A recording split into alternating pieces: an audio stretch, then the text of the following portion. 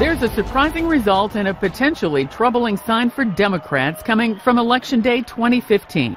Kentucky elected Republican businessman Matt Bevin as governor. He'll be only the second Republican to hold that office in 4 decades. He ran as an outsider, emphasizing his Christian faith. Bevin also campaigned heavily against the state's Medicaid expansion, which President Obama's Affordable Care Act made possible. The state of Kentucky is one place where supporters of Obamacare claim victory, stating the manner in which their Democratic governor set things up had made for a model program. But the Republican candidate for governor in that state ran on a campaign of promising to shred every last Obamacare policy if he won. Matt Bevin is now governor-elect. His promise remains. But here's the poser. If the plan was working so well in Kentucky and held such promise, why then did the people of that state vote for a man who promises to change everything? What does it really say about a supposed Obamacare success story? Listen much more on the current Obamacare fallout from the president and CEO of the Pacific Research Institute, noted national and international authority on healthcare issues, Sally Pipes. Sally, thanks for joining us. Always a pleasure to see you. And there's the simple question. Obamacare supporters say it was working so beautifully. Then why did they vote it out?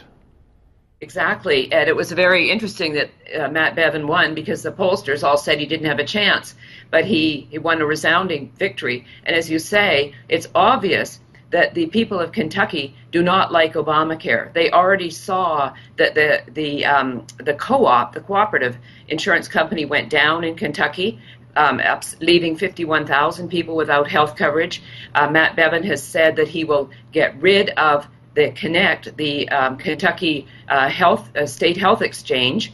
And then, of course, Kentucky, under its Democratic governor, had taken on the Medicaid expansion, which covers about 400,000. So I think Matt Bevin's message resonated with the people of Kentucky, and as opposed to what the people in the Obama administration and the president say, the people of Kentucky are not pleased with Obamacare, and we saw that in the election result last night. Now, you mentioned the co-ops here. More than half of the nonprofit co-ops have already failed. In Michigan, 12 out of 23 have dropped. That's costing taxpayers $1.2 billion in government-backed loans. Sally, we don't hear much about this in the lamestream media, if you will. This seems to be exceptionally covered up, yes?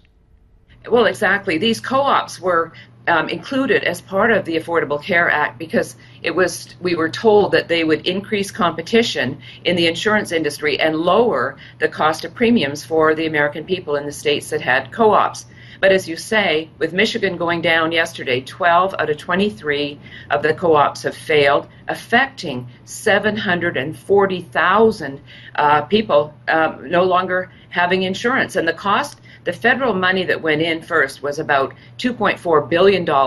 Now the taxpayers, are losing $1.4 billion. And I wouldn't be surprised that by the end of November, many more of the co-ops will have gone down. So they did not do what Obama said. They're failing. People, you cannot run a company which pays out more in claims than they get in premiums, and that's what we saw with these co-ops, and that's why they're shutting down. You can't run a business that way. I've only got about 30 seconds left. I wanted you to comment on this. At Fox 10 in Arizona, a reporter was talking about this exact story, and her words were, a healthcare specialist says finding the right health insurance shouldn't be a scary thing. In fact, says it should be exciting. It should be exciting to have to change your health care every year and find a new provider with a higher premium?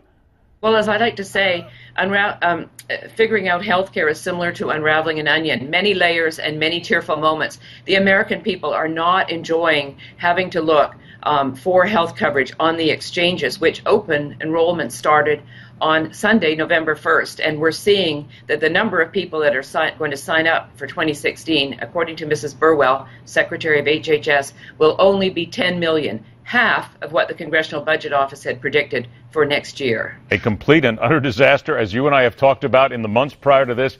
Everybody saw it coming. The smart people did. The apologists, of course, did not. If you want to learn more on this and other healthcare issues, visit pacificresearch.org. That's where you'll find Sally and the crew there talking about this. Sally Pipes, always a pleasure. Thanks for joining us. Speaking of health issues, despite what we've seen recently, is it inevitable marijuana will one day very soon be legal in all 50 states? Next on The Hard Line.